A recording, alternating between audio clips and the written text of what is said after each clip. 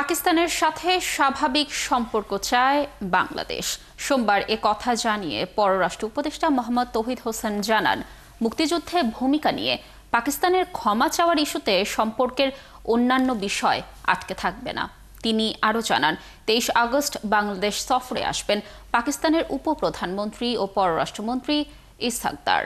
বিস্তারিত জানাচ্ছেন নাদিয়া শারমিন। গত 27 ও 28 এপ্রিল ঢাকা সফরের কথা ছিল পাকিস্তানের পররাষ্ট্রমন্ত্রীর।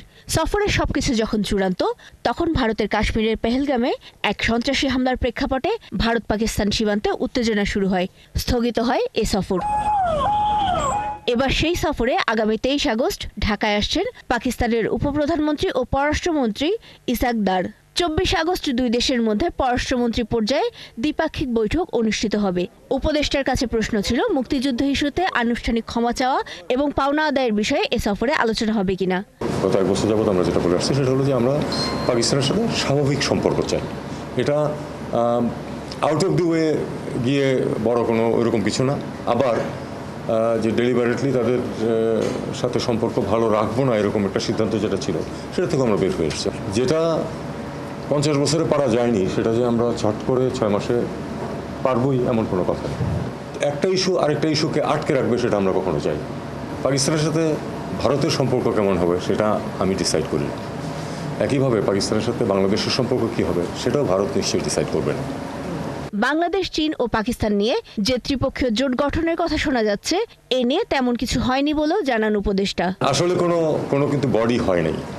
একটা মিটিং হয়েছে, কিছুদিন পরে আরেকটা মিটিং হতে পারবে না এমন কথা নয়। আমরা চাই যেটা আরও ব্রড বেসড হোক না কেন, আরও দু একটা দেশ আসুক সাথে। এদিকে মালয়েশিয়ায় আসন্ন প্রধান উপদেষ্টা সফরে শ্রম চুক্তি হবে কিনা এবং সেখানে কয়েকজন বাংলাদেশি জঙ্গিবাদের অভিযোগে গ্রেফতার নিয়েও আসে প্রশ্ন। কয়েকজনের বিরুদ্ধে অভিযোগ তা আমলে নিয়েছে। আমরা তাদের কাছে সব ধরনের তথ্য চেয়েছি। আমরা দুই দিকেই এনকোয়ারি করবো এবং যদি প্রকৃত অর্থেই কেউ কোনো জঙ্গি তৎপরতায় জড়িত থাকে তাহলে তার যথাযথ শাস্তি আমরাও চাই। সম্প্রতি আবারও বাংলাদেশে জঙ্গিবাদ নিয়ে যুক্তরাষ্ট্রের উদ্বেগ প্রসঙ্গে তৌহিদ হোসেন বলেন, সুনির্দিষ্ট তথ্য পেলে ব্যবস্থা নেবে বাংলাদেশ। অবশ্যই যদি সুনির্দিষ্ট কোনো অভিযোগ থাকে আমরা সেটা দেখব এবং আমরা কোঅপারেট করার চেষ্টা করব। এদিকে শেখ হাসিনাকে ফেরত দেওয়ার প্রশ্নে ভারতের সাথে আলোচনায় কোনো অগ্রগতি নেই বলে জানান উপদেষ্টা। ভারত থেকে কোনো এটার পজিটিভ রেসপন্স আমাদের কাছে আসেনি। কোনো সহযোগিতা নেওয়া হবে কিনা আন্তর্জাতিকভাবে? যদি কখনো প্রয়োজন মনে করে সরকার তখন সেটা হতে পারে, কিন্তু এই মুহূর্তে সেরকম কোনো প্রয়োজন দেখছি না আমরা। নাদিয়া শারমিন, 71, ঢাকা।